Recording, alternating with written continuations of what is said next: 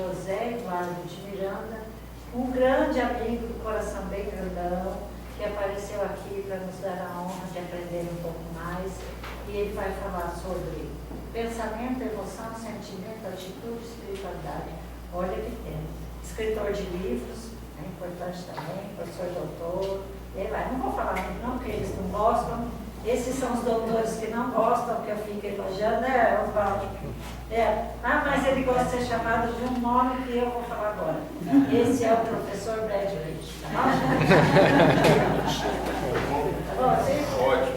Então, a casa é sua. A casa é literal e absolutamente minha. Estou super à vontade. Alex, obrigado pelas palavras. Que nossos irmãos superiores de paz, de luz, benevolentes e sábios iluminem essa hora que nós temos aqui para compartilhar, para trocar não apenas saber, um saber processado, chega até ficar arrepiado, mas com emoção, né? Porque a emoção que dita é a emoção que guia toda a nossa realização enquanto pessoa vivente ao longo da nossa sobrevida pela esteira terrenal. Há 2 meses, em setembro, quando a Lute disse que tinha a data de hoje em aberta, e por uma casualidade acabou surgindo, por uma orientação superior, acabou surgindo a oportunidade de nós ajustarmos a agenda aberta da Lute, com a minha vontade de estar mais uma vez aqui com vocês. Eu refleti muito sobre o que eu poderia colaborar com a CELP. Pesa bastante os meus antecessores, Oswaldo, um professor sobrenatural que eu admiro bastante, um currículo que dispensa qualquer apresentação, e todos os outros irmãos que aqui estiveram, mas eu venho para oferecer o melhor que existe no professor Brad Pitt, que é a alma. E nessa troca de alma, eu optei por esse tema: pensamento, emoção, sentimento, atitude e espiritualidade. O subtítulo, por casualidade ou por orientação superior, eu acrescentei hoje à tarde e encaminhei para a Lute ver se a Lute aprovava, o substrato da felicidade terrena. Essa manifestação, que conforme o subtítulo dessa fala, que vai ser rápida, apenas 1 hora, ela se mostra até paradoxal, quando ao longo do Evangelho e ao longo até da própria Bíblia, nós encontramos sugestões que nos fazem refletir sobre uma ideia aberta e não definitiva de que a felicidade não é desse mundo. Quando se fala nesse processo de restauração espiritual, de progresso espiritual, e aqui deixamos, como bem disse o Alex nessa passagem brilhante, as coisas materiais, muitos de nós, e talvez aqueles espiritualistas tradicionais, ainda se apegam à ideia de que a felicidade não é desse mundo. Costumo dizer, aqui eu abro o espaço para a minha expressão subjetiva, que como um espiritualista contemporâneo, eu acredito sim que a felicidade ela é desse mundo, porque o Pai Maior, sob qualquer hipótese, nos colocaria no plano terrenal apenas para um resgate que maculasse a nossa vida, independente do espaço de tempo. Acontece que é um segredo para alcançar-se a felicidade no plano terrenal. E o segredo para alcançar-se a felicidade no plano terrenal, acreditem os senhores, acreditem as senhoras, ele se encontra dentro dessa sala. E para que a gente possa descobrir o segredo do alcance da felicidade no plano terrenal, eu tomo a liberdade de pedir que rapidamente os senhores olhem para a sua esquerda e olhem para a sua direita. Olhem para a sua esquerda e olhem para a sua direita.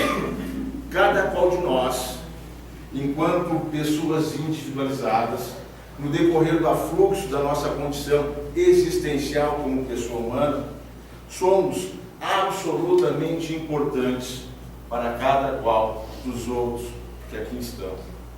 E a plenitude do alcance da felicidade ao longo do nosso período de vida terrenal, antes da evolução ao mundo melhor, ao mundo em que encontraremos aqueles que aqui passaram para continuarem lecionando-nos no processo de evolução, repousa na capacidade de descobrirmos como coexistirmos com quem está à nossa esquerda, com quem está à nossa direita, reconhecendo as respectivas diferenças de todos nós e fazendo com que essas diferenças que todos temos, uns a mais, outro a menos, sempre dependendo da forma como olhamos o outro, interfiram na nossa própria existência. É um lamento absolutamente sem fim, que ainda hoje, no apogeu do século XXI, quando estamos já estudando todo este processo de regeneração espiritual, muitos de nós, inclusive alguns que coexistem conosco dentro dos diferentes centros espíritas que existem no Brasil e no mundo, alicerçamos a nossa existência, consolidamos a nossa vida terrena em razão da forma pela qual olhamos o outro. Antes de preocuparmos com o que somos, com o que temos, a nossa curiosidade e talvez a egolatria existencial da pessoa humana direciona o nosso olhar, direciona o nosso sentimento, a preocupação com a realidade do outro. E vez que outra, ou não raras às vezes, fazemos a regra de não protagonizarmos a nossa própria vida, mas de levarmos a nossa vida durante o fluxo pela passarela terrenal, preocupando-nos única e exclusivamente com os demais. Quando desenvolvemos esta postura atitudinal, perdemos o protagonismo da nossa vida e somos atores secundários da nossa própria existência. E quando assim agimos, quando esta conduta passa a ser peculiar no nosso agir terrenal, nós verificamos a fragmentação, a afluência de todas as orientações axiológicas, de todas as orientações de valor que nos oferece de maneira muito brilhante a doutrina, a filosofia, a ciência, o espiritismo como um todo. Então eu clamo a espiritualidade que continue intensificando a minha energia e que me permita fazê-los aqui, se não com uma curiosidade latente, com um gosto de quero mais, que me permita retornar, quem sabe, no próximo ano, para ocupar uma noite de segunda-feira, que sempre é agradável. Eu sou professor, além de modelo, a Lúcia disse que eu gosto que me chamem de Brad Pitt, né? Eu sou professor como Oswaldo, e procurei oferecer uma dinâmica bastante didática, bastante pedagógica, para que vocês, alguns de nós temos a inteligência visual, para que consigamos levar algumas informações importantes para acirrar a nossa curiosidade. Então eu fiz uma organização, Lúcia, me ajuda aqui, eu fiz uma organização bem interessante que eu quero acreditar que eu consigo ocupar que eu consigo ocupar esses Lúcia, não dá. Aqui, esses 60 minutos.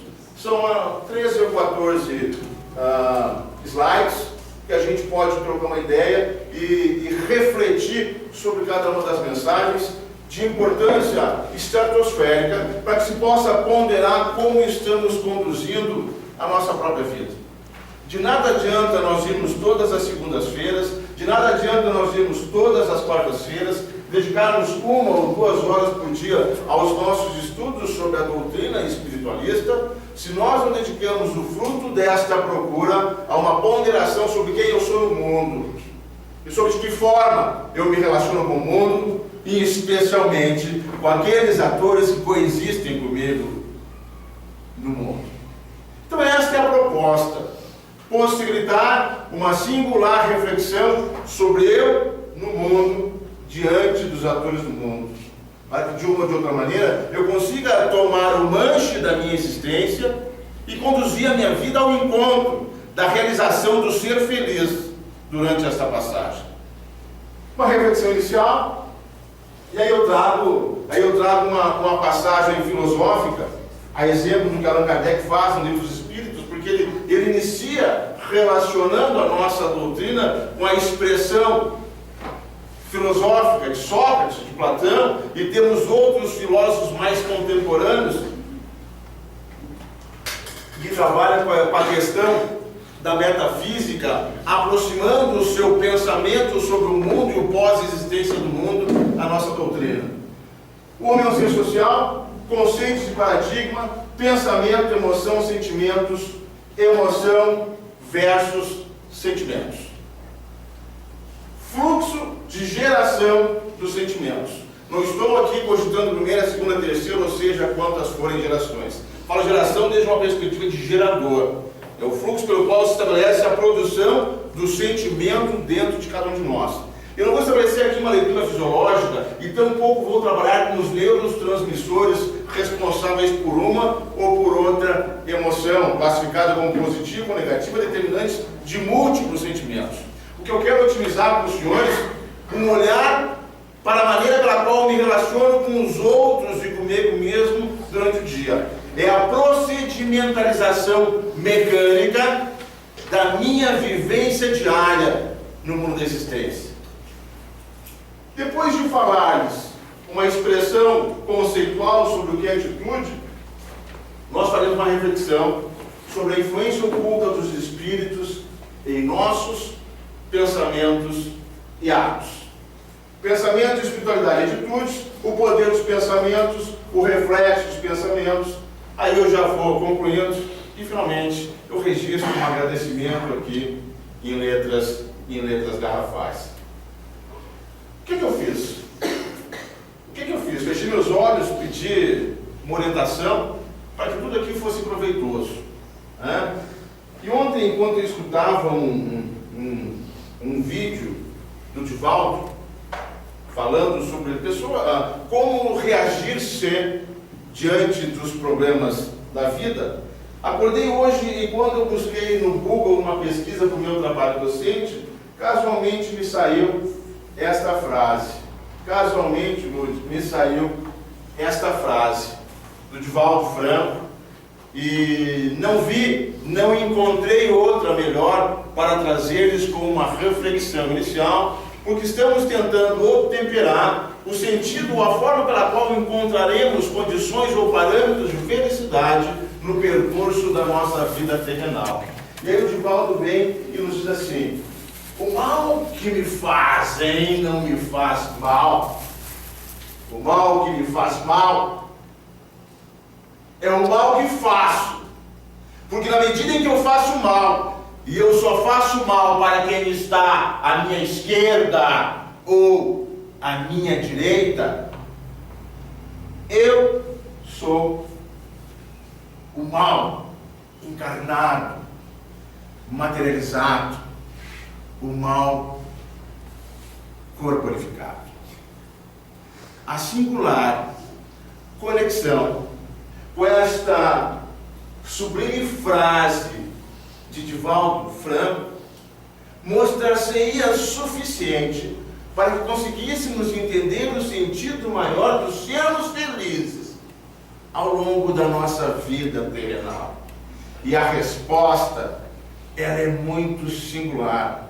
E de tão singular que se mostra a resposta, todavia repousam nas páginas do Evangelho a orientação de que a felicidade não é deste mundo, porque falta-nos a humildade para reconhecer quem está à nossa esquerda e à nossa direita.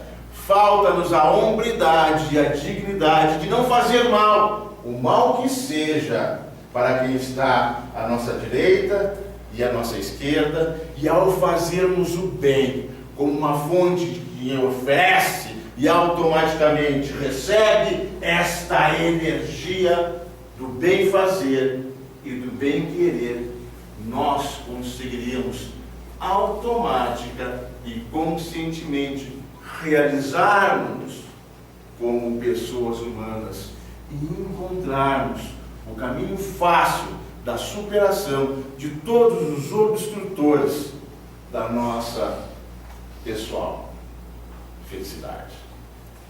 Divaldo, com a sua sobrenaturalidade, com a jovialidade que o sustenta no pedestal de 90 anos de vida dedicados ao alheio, e com a sua humildade, com a sua sabedoria, dizer-nos que o nosso mal provém das nossas próprias atitudes. ao falar de pensamento, ao falar de sentimento, ao falar de emoção e ao falar de um substrato de felicidade terrena, não posso iniciar sem submetê-los à reflexão sobre as nossas pessoais atitudes e condutas diante de quem quer que seja. Eu trago da mais clássica filosofia a expressão aristotélica, subtraída do livro A Política, que orienta a conformação da sociedade e do Estado, e dos elementos que conformam o Estado como uma sociedade organizada, desde uma perspectiva naturalista que pressupõe o homem como um ser bem de nascença, uma ideia plural que nos leva a entender o homem como um animal, que leia o animal como um ser, e ao lerem o animal como um ser, leiam-no como um ser racional cívico, porém cívico e mais social do que as abelhas, exemplo de socialidade sublime no ambiente da natureza. Não apenas mais social do que as abelhas, porém absolutamente mais social do que todos os outros seres vivos que coexistem conosco sob este teto chamado planeta Terra. E esta verdade mostra-se inquestionável. E esta verdade foi irrefutável ao longo da história, confirmando-se dia após dia no decorrer dos séculos e consagrada na noite desta segunda-feira, quando verificamos uma reunião de seres sociais que aqui se encontram em busca de um objetivo que há de ser comum: o crescimento espiritual, o aperfeiçoamento moral, para que em conjunto consigamos encontrar os caminhos que nos levem à prática da pessoal felicidade. Esta orientação aristotélica deveria refletir diante dos nossos olhos todos os dias após tocar o relógio que nos chama para mais um dia de trabalho.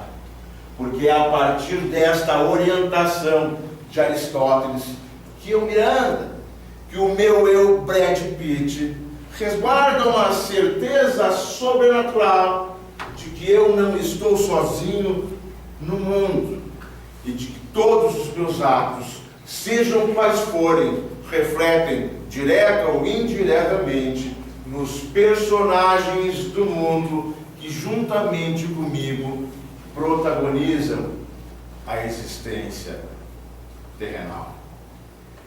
Esta expressão aristotélica orienta também os estudos da psicologia, no sentido sublime de que cada qual de nós, mesmo resguardadas as individualidades da nossa gênese humana, configurada por uma árvore genealógica que traduz as nossas origens, indicam que, seja quem for o senhor, venha da onde vier a senhora, a sua realização enquanto pessoa humana apenas se conforma num contexto de vivência social. Nós nascemos, nós crescemos, nós desenvolvemos a nossa personalidade como atributo da minha condição humana de ser gente. Eu busco os meus devaneios profissionais e tudo que alcanço para a minha vida, eu externalizo num ambiente de convivência comum com pessoas que são gente como eu. Esta expressão de Aristóteles, conjugada com aquela brilhante frase de Divaldo,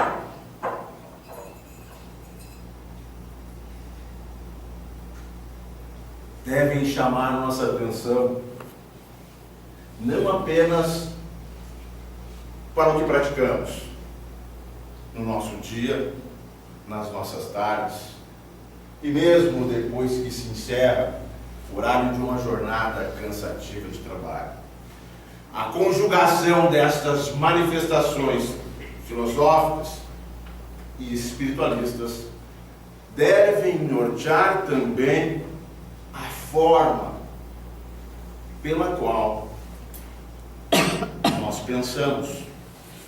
Já se falou neste mesmo ambiente mais de uma vez que os nossos pensamentos transitam pelo fluido cósmico universal e movimentam energias que afetam direta ou indiretamente a nossa condição vital.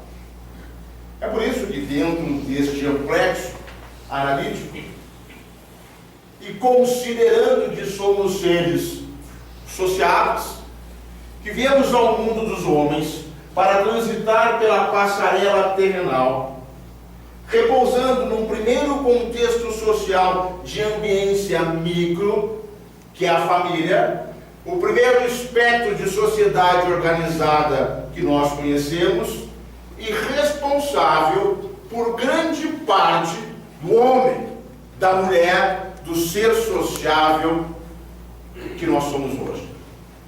As primeiras informações que condicionam o estabelecimento de juízos de valor, aqui tem um lugar lindo, ó, o estabelecimento de juízos de valor sobre o mundo e sobre os atores do mundo, nós colhemos primariamente na relação interfamiliar. Por isso, meus queridos e minhas queridas, analisando esta relação originária na ambiência do eu-família, eu venho para chamar-lhes sua atenção para dois elementos preponderantes à configuração da nossa personalidade humana, que são os conceitos, que são os paradigmas. Estes conceitos e ditos paradigmas, eles surgem no nosso convívio pretérito, já a partir do momento em que somos concebidos como pessoa humana. Já a partir do momento em que estabelecemos as primeiras relações de troca afetivo-emocional e informativa com nossos pais, com nossos irmãos, com nossos colegas, com nossos amigos. Os conceitos, revelados pela literatura psicanalítica como as concepções que cada um de nós, independente da cor, da raça, da orientação sexual, conferimos em relação a fatos, fenômenos, pessoas, situações, credos, atitudes, estabelecem o alicerce que sustenta a concepção intrasubjetiva de valor, gerando em cada um de nós um indicativo do que seja certo e do que seja equivocado. E a partir dos conceitos que conformamos no decorrer do nosso processo de evolução como homem sociável que interatua com outros seres sociáveis como ele, que nós configuramos os paradigmas determinantes dos registros mentais ou emocionais de modelos de ser e estar no contexto social. Não basta apenas termos um indicador do que é certo ou errado. Este indicador do que seja certo ou do que venha a ser errado possibilita-nos estabelecer um modelo sobre fatos, fenômenos e pessoas. E meus senhores e minhas senhoras, o mais incrível é que todavia hoje, no apogeu destes 50 anos bem vividos, que conduz uma família maravilhosa, ainda atuo e reajo no mundo, diante das pessoas que coexistem comigo no mundo, é razão dos modelos que imediatamente despertam dos meus registros mentais como causa ou em decorrência de estímulos externos ou das experiências que eu desenvolvo em cada minuto do meu dia. É absolutamente incrível. E quando eu leio e quando eu escrevo, volta e meia eu resgato o Oswaldo dizendo que o nosso HD trabalha. E toda atitude que nós desenvolvemos no mundo, com cada um daqueles que entrecruzam os nossos caminhos, decorre de uma informação modelar que conforma um paradigma que está arquivado no nosso HD mental. Não é errado termos arquivos emocionais ou mentais que colidem ou colidam com a normalidade da existência. Não é pecado subsistirmos sob a orientação de paradigmas que constrangem um preceito espiritualista.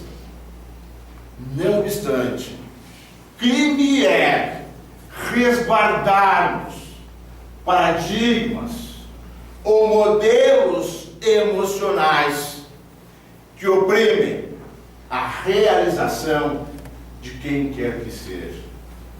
Os paradigmas decorrentes dos conceitos que herdamos do nosso desenvolvimento pessoal, eles podem ser alterados a qualquer momento, mas demandam uma postura incansável, uma disciplina precisa, porque necessitamos diuturnamente transitar por esta passarela, sempre olhando à esquerda, sempre contemplando a direita, conscientes de que não estamos sozinhos e de que os meus atos, os meus pensamentos podem sim ferir ou oprimir aquele que vem pelo mundo comigo. Por isso, ou desta forma, eu chamo os senhores e as senhoras para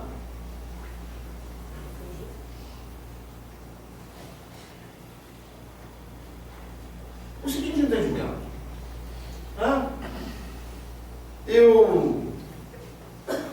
Eu tenho hábito no meu trabalho como pesquisador, cumprir pesquisa de campo. Eu gosto da técnica de observação científica, não obstante, eu relute em utilizá-la em alguns trabalhos que oriento.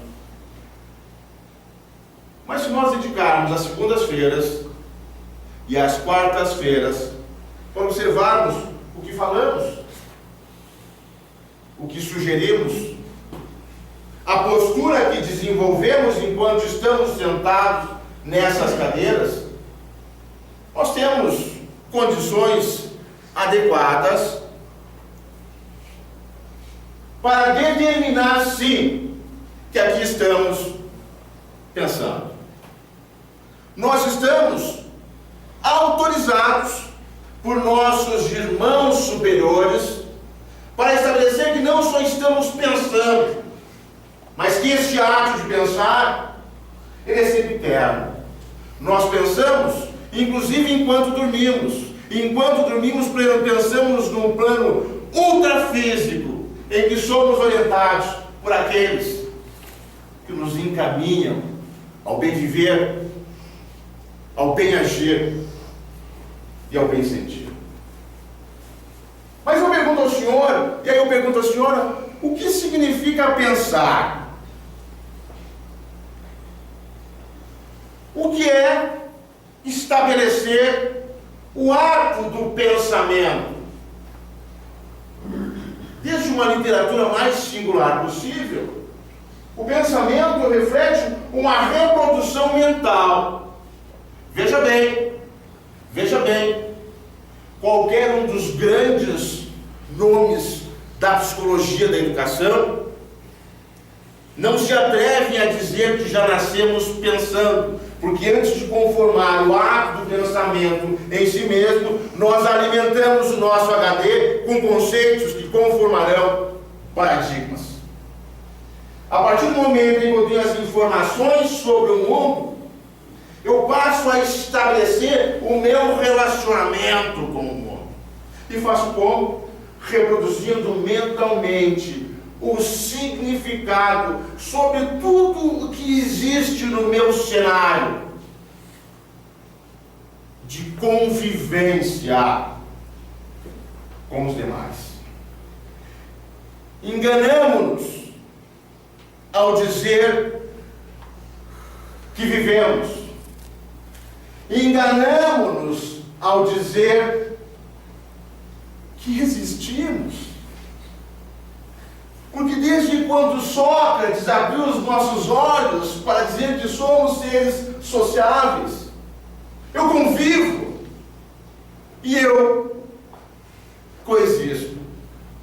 E se todo o meu trânsito por este cenário chamado Terra, que se acaba em um tempo nunca pensado, eu transito na sua companhia, é esta reprodução mental que nos legitima a reconfigurar os paradigmas que determinam os registros emocionais sobre tudo e sobre todos aqueles que convivem e que coexistem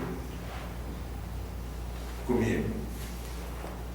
Eu não penso apenas de maneira egolátrica, sopesando o que é importante para o eu.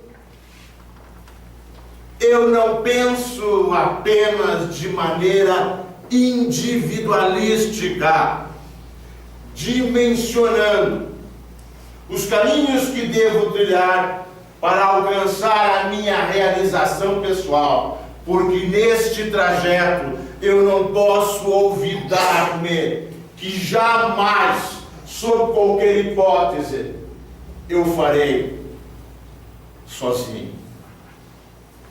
E na medida em que eu não o faço sozinho, os paradigmas que eu tenho em relação aos fenômenos, em relação às circunstâncias da existência, em relação às pessoas, aos atores do mundo que coexistem comigo, resgato, mais uma vez, o Divaldo.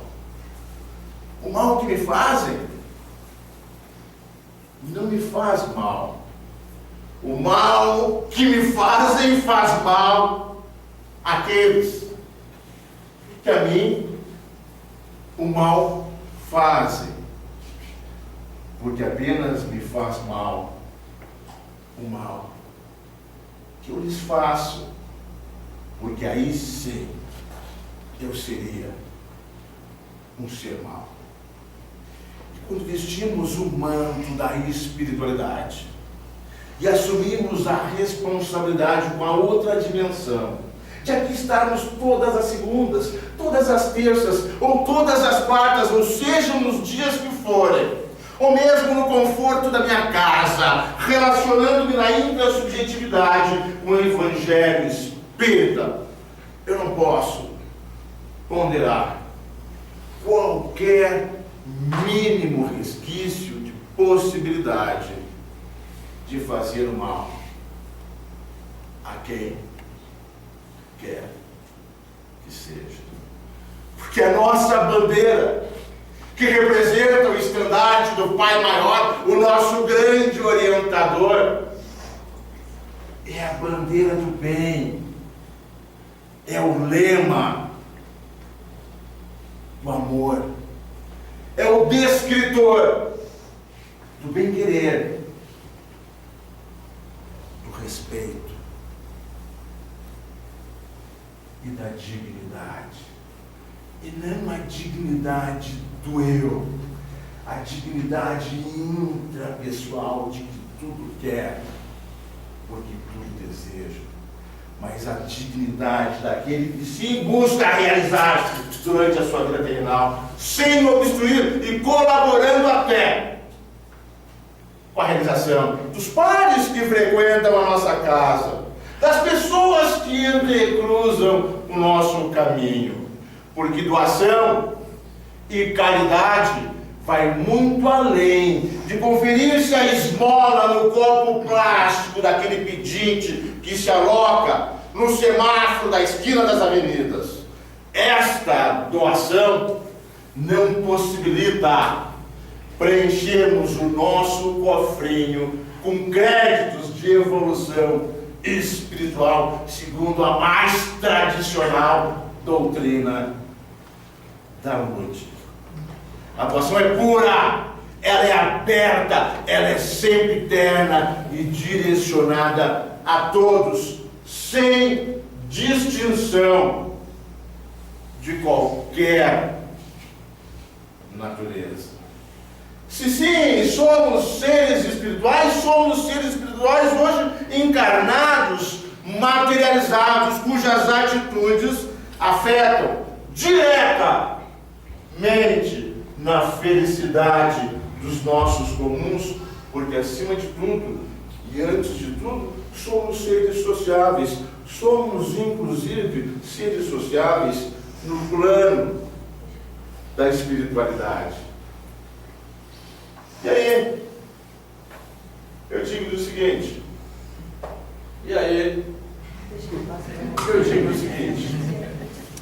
depois que eu tenho projetado o pensamento, que eu alicerço sobre um paradigma, que eu configuro dia após dia no meu trânsito evolucionista como pessoa humana, neste plano, computado desde o momento em que eu cheguei ao mundo dos homens, a minha reação às pessoas e aos fenômenos, em virtude de um pensamento produzido como causa dos meus paradigmas, gera uma circunstância elementar chamada emoção.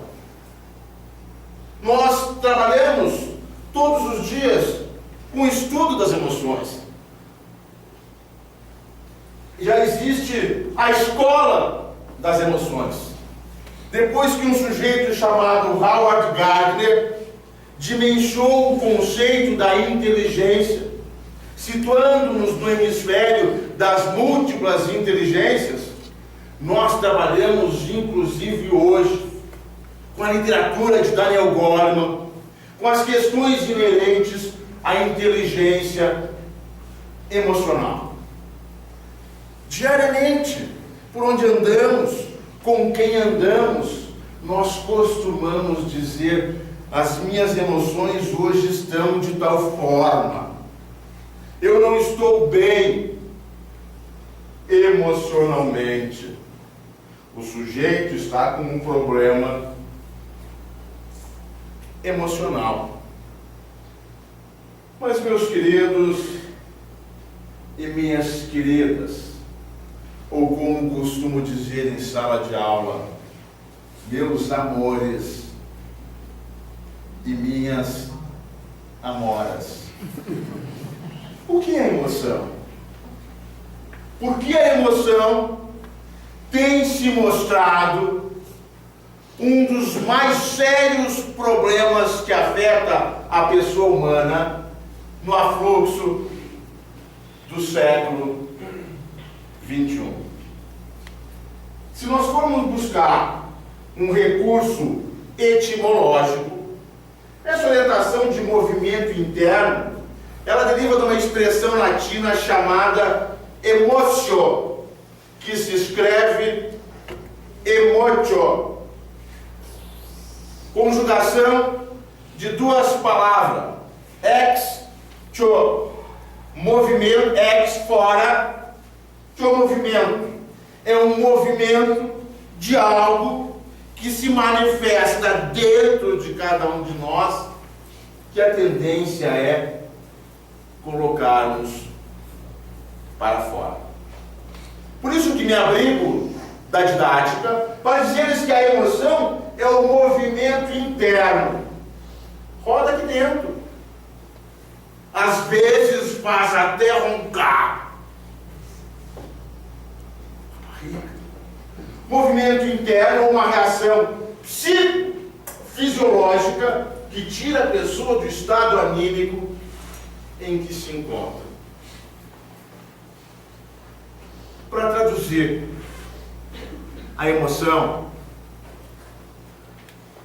é aquele fator que altera a tua rotina, transvertendo a tua normalidade diante de um estímulo, diante de uma experiência, ou em razão do contato com alguém como nós, com uma pessoa. A emoção, movimento. E não creia o senhor e a senhora que nós resguardamos as emoções. Porque mesmo no processo depressivo, nós estamos externalizando este algo que corrói a nossa alma, mostrando ao mundo que o meu interior não trabalha da maneira correta para que eu consiga prosseguir caminhando com o equilíbrio e racionalidade necessária a sopesar sobre o que é certo e o que é errado, legitimando-me a olhar sistemática e diuturnamente para a direita e para a esquerda, verificando aquele que comigo caminha. O processo que se opera em razão de todos os conceitos que desenvolvemos para conformar os paradigmas é inacreditavelmente sistêmico. Nós pensamos, nós colocamos para fora, ou nós reagimos em razão de um pensamento, e a externalização da emoção começa a ganhar forma a partir do sentimento. A proposta é fazer-te refletir sobre a tua atitude vital e observar a conexão que existe entre o teu pensamento com a tua externalização em relação ao que tu pensas e de que maneira tu gera o sentimento contaminando a tua própria existência ou disseminando uma energia nem sempre agradável nos teus ambientes de convivência. A literatura mais pedagógica diz-nos que o sentimento é um estado do ânimo, é um estado de ânimo provocado pela emoção. E a emoção é aquela reação que nós temos como causa dos nossos pensamentos. É um fluxo lógico e não sistemático, mas sistêmico, porque nós reagimos de maneira diferente para diferentes experiências e nós sentimos de forma distinta para distintos estímulos que experimentamos no decorrer não da nossa vivência, mas da nossa convivência.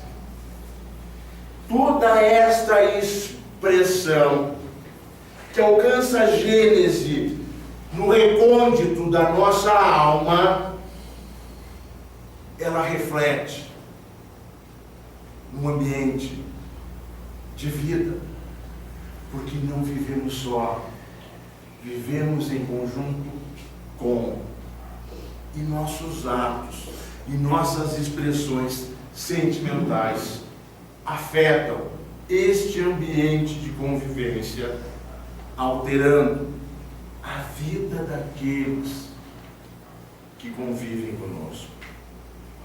Por isso, é apenas um elenco exemplificativo. A literatura, a doutrina psicológica, classifica de maneira muito didática as emoções decorrentes dos pensamentos como emoções positivas e emoções negativas. Seja positiva ou negativa a sua emoção, você acaba gerando um sentimento que se enquadra nesta ambiência de positividade ou de negatividade. A lógica,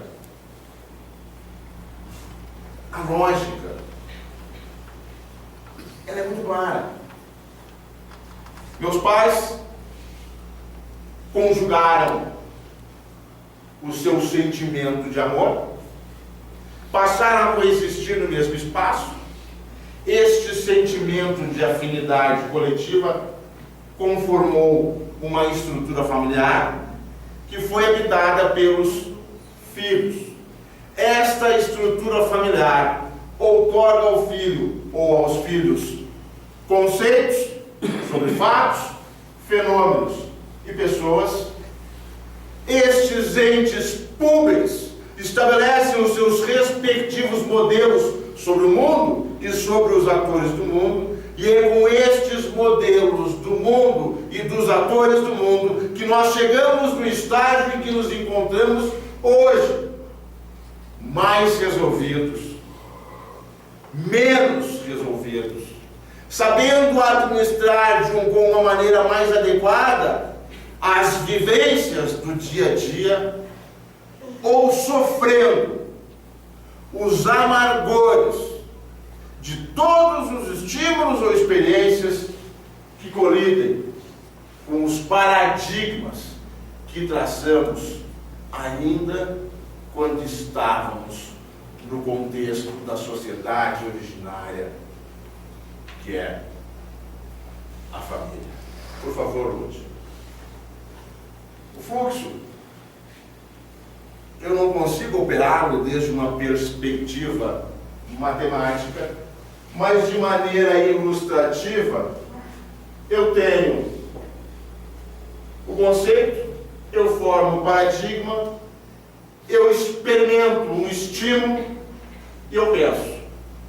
O meu relacionamento com as experiências do dia ou com os estímulos externos se processam na ordem dos meus pensamentos. e são os pensamentos que guiam a minha vida.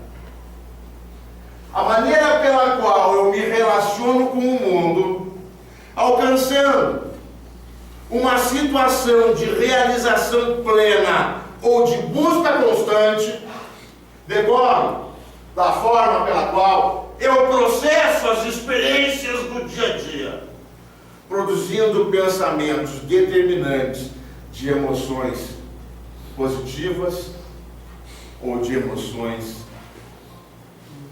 negativas. As emoções positivas ou negativas ditam o seu sorriso ou determinam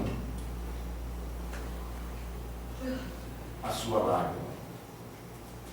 E é em razão desta realidade que eu resgato uma expressão que eu disse agora, há instantes passados, no sentido de que ainda hoje, ou mais do que nunca agora, necessitamos administrar conceitos pretéritos para reconfigurar paradigmas do passado, necessários ao recondicionamento da postura e da atitude que eu desenvolvo no mundo e com os atores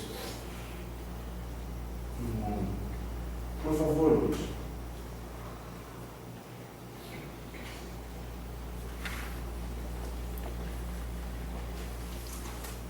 Tudo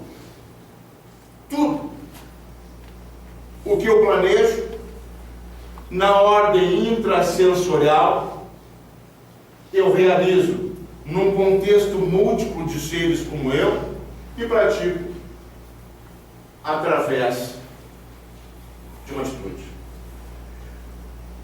Tudo o que fazemos no momento em que despertamos, aquele momento em que repousamos, pedindo que os nossos mentores, os nossos guias, conduzam-nos pelo sono, possibilitando-nos encontros sobrenaturais que reconfortem o dia vivido, eu estabeleço em relação de uma atitude. A forma pela qual eu recolho o copo plástico que levará água aos meus lábios, satisfazendo a minha sede, pode revelar-nos uma atitude determinante de um estado anímico positivo ou negativo. A maneira como eu chego todas as segundas e quartas-feiras é suficiente para fazer-lhes ver se eu sou ou não bem-vindo nesta casa que é guiada pelos Espíritos de luz. Há um processo, e não digo procedimento, automático, que deriva da profusão dos nossos mais íntimos pensamentos chanceladores da forma pela qual agimos e reagimos no mundo. Nós, meus irmãos e minhas irmãs, somos literalmente aquilo que nós pensamos. E digo-nos mais, por favor, Luz.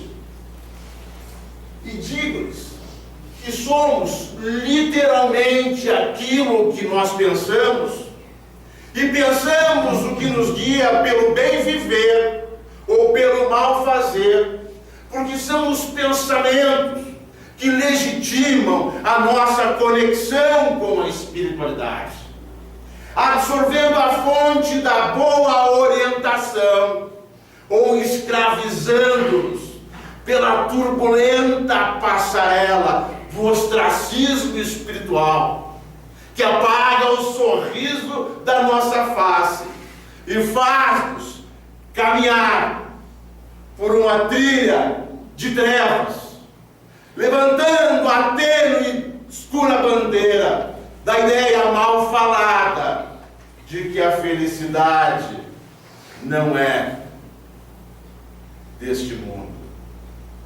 E é por isso, meus irmãos, e é por isso, minhas irmãs, que eu conclamo a atenção à pergunta 457 do Livro dos Espíritos. Quando Allan Kardec, sob orientação sobrenatural, nos diz: podem os Espíritos conhecer os nossos mais secretos, os nossos mais íntimos, os nossos mais profanos pensamentos. E aí, a espiritualidade esclarece-nos que não existem pensamentos ocultos para aqueles que guiam a nossa trajetória. Por favor, Lúcia. Mesmo o capítulo 9, sobre a influência dos pensamentos nas reações corpóreas, materiais da existência humana, Allan Kardec pergunta: influem os espíritos em nossos pensamentos e atos? E a resposta, acreditem os senhores, é que não apenas influem, como a grande maioria dos nossos pensamentos e das nossas atitudes são determinadas pela espiritualidade. Nós, meus irmãos e minhas irmãs, estamos aqui em busca de um aprendizado. Descreiam os senhores que este aprendizado orientará a maneira pela qual devemos nos relacionar com aqueles que coexistem conosco em nosso cenário de vida. Este aprendizado que viemos buscar, que daqui levamos diariamente, orienta-nos a moralidade dos nossos pensamentos. Porque já sabendo cada qual de nós que o mundo ultrafísico é povoado por espíritos sábios, espíritos benevolentes, espíritos evoluídos, também lá existem aqueles irmãos que não lograram a sua realização pela passarela terrena, que ainda se encontram no estágio de progressão moral. E na medida em que não se realizam, a sua satisfação etérea é macular a existência de cada um de nós. E digo-lhes, sem temor ao erro, porque digo-lhes com a orientação dos guias que conduzem os trabalhos desta casa, que a conexão que temos com a espiritualidade se estabelece de outra forma que não seja através dos nossos pensamentos. Por favor, Lúcio.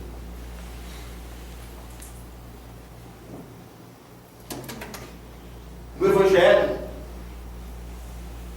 no próprio Evangelho, uma obra-prima que nos exige a leitura diária. E na medida que a concluímos, devemos iniciar novamente, porque cada leitura que fazemos, estabelecemos um diferente olhar para o mundo e para os atores do mundo. No Evangelho, Allan Kardec diz que o pensamento malévolo determina uma corrente fluídica que impressiona penosamente. E de outra forma, o pensamento benévolo nos envolve com um agradável eflúvio. A maneira pela qual a senhora e o senhor estabelecem os seus pensamentos conforma o seu relacionamento com a espiritualidade. E é o seu pensar que absorve a energia fluídica positiva ou negativa, que determinará o seu bem viver ou o seu mal pesar.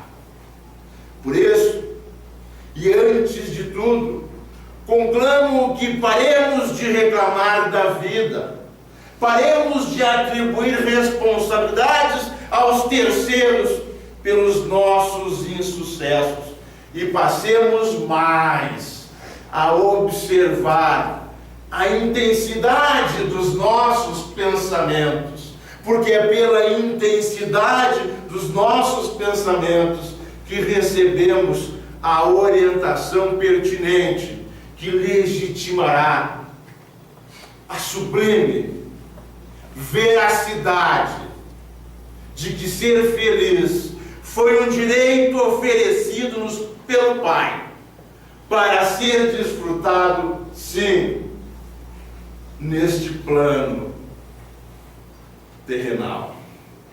Lúcio, o tempo se esgota.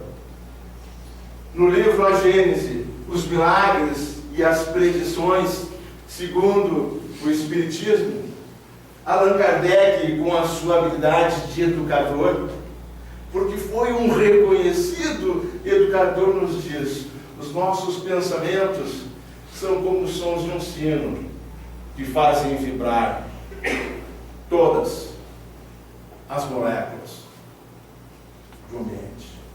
A tonalidade da vibração dessas moléculas, fazendo ecoar o sino, é de responsabilidade sua.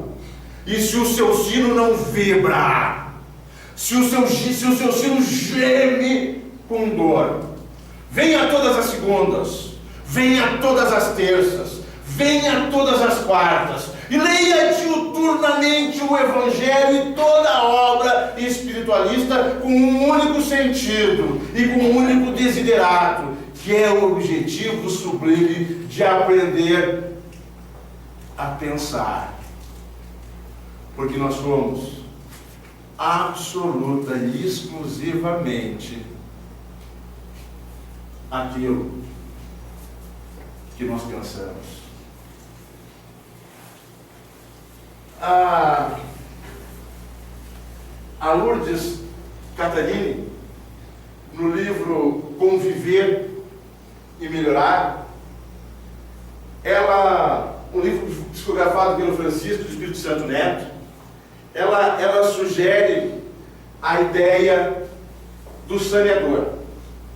E aqui eu ilustrei, já que a gente está terminando, com o Magneto, do X-Men, e com o deus mitológico por ela utilizado no mundo, que é o Hermes, dotado de um capacete alado, que obstruía a influência externa dos pensamentos malévolos.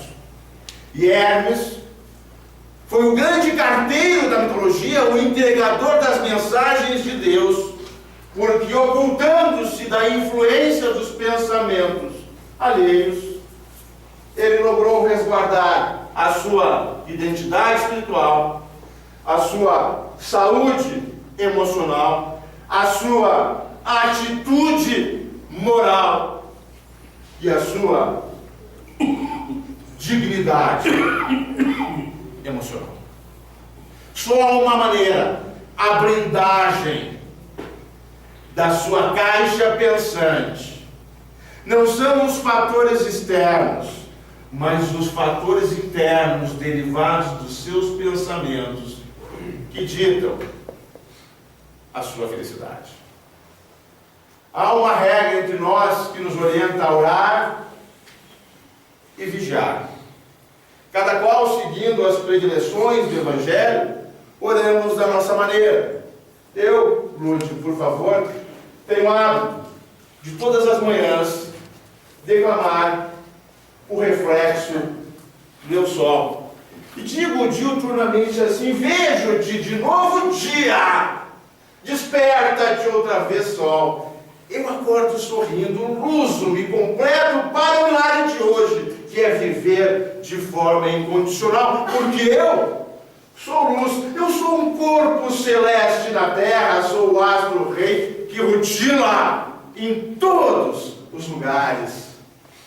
Sou sonhos dourados, sou sonhos que realizo, porque para mim, atendendo à orientação dos espíritos sábios e evoluídos, o impossível não existe. Porque se eu quero é fato, quando o busco é meu e o meu desejo sempre é real. Mas há uma máxima: o que é do outro sempre será dele. E digo isso sem medo, que a minha vida é minha, a minha vida e a vida da minha família, e a vida que eu desfruto na sua convivência é como uma caixa de lápis de 500 cores intermináveis. Eu risco, eu rabisco, eu pinto. Eu vivo com o senhor, com a senhora, com os meus amores e com as minhas amoras, em cores infinitas. Eu vivo a cor real. Eu pinto-me no mundo em cores de paz, de amor e de gratidão. Eu sou um alegre desenho do meu estado de espírito e reluzo nas cores da minha alma. E só faço isso, meus queridos e minhas queridas, porque eu sou um reflexo do meu sol.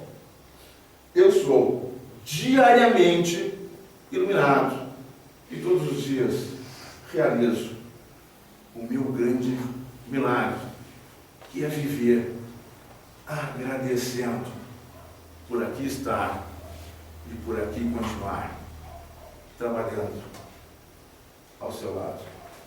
Muito obrigado a todos.